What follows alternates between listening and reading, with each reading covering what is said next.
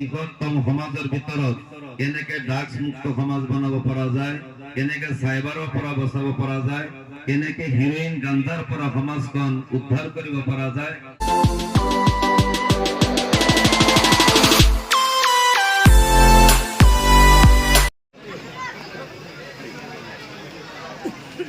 আসসালামু আলাইকুম, নমস্কাৰ।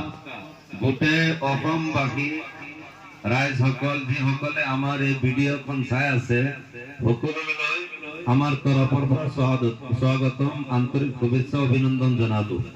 আজি লখিমপুৰ জিলাৰ টংগীবিল জামে মছজিদৰ উদ্যোগত বৃহৎ ধৰ্মীয় সভা আয়োজন কৰা হৈছে। ইয়াত মুখ্য বিষয় এইটো হল আমাৰ এই বৃহত্তম সমাজৰ ভিতৰত কেনেকে ড্ৰাগছ মুক্ত সমাজ বনাব পৰা যায়, কেনেকে সাইবাৰৰ পৰা বচাব পৰা যায়, কেনেকে হিৰোইন গাঞ্জাৰ পৰা সমাজখন উদ্ধাৰ কৰিব পৰা যায়, আমাৰ কণ কণ ল'ৰা ছোৱালীবিলাক কেনেকে স্কুল আৰু মাদ্ৰাসা স্কুলৰ লেখা পঢ়াত আগবঢ়াব পৰা যায়, সমাজখন কেনেকে উন্নতি কৰি এই অসমখন আমি গঢ়ি তুলিব পাৰো শিক্ষিত সমাজ হিচাপে।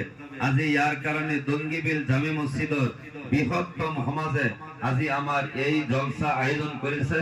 গতিকে এনেকুৱা জলসা গোটেই অসমত পাতিবৰ কাৰণে আৰু ড্ৰাগছ মুক্ত সমাজ, হিৰোইন গাঞ্জাৰ পৰা কেনেকে সমাজখন মুক্তি কৰিব পৰা যায়, সমাজখন কেনেকে উন্নতি কৰিব পৰা যায়, এডুকেশ্যনত কেনেকে আগবঢ়াব পৰা যায়, ইয়াৰ কাৰণে বৃহত্তম সমাজে আজি আমাৰ এই জলসা আয়োজন কৰিছে। আমি সকলোৱে ইনশাআল্লাহ আগলৈ চিন্তা কৰিম যে আমাৰ সমাজৰ এটা এটা মানুহ কেনেকে ড্ৰাগছৰ পৰা, হিৰোইনৰ পৰা, গাঞ্জাৰ পৰা আৰু বেবিচাৰৰ পৰা, অন্যায় কামৰ পৰা কেনেকে বাচি যায়। এইটো খালি পুলিচ ষ্টেচনে নহয়, আমি সমাজৰ এজন এজন নেতাই আমি সকলোৱে দায়িত্ব লৈছো নে সকলোৱে ইনশাআল্লাহ।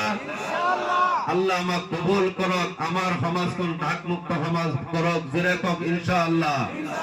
আল্লাহ আমাৰ সমাজখন সাইবাৰৰ পৰা বচাক, জোৰে কওক ইনশাআল্লাহ। আমি সকলোৱে একমত হৈ সমাজখন পবিত্ৰ কৰাৰ চেষ্টা কৰিম। সকলোৱে প্ৰতিজ্ঞা কৰিছো নে? আল্লাহ আমাক তৌফিক দান কৰক, জোৰে কওক আমিন।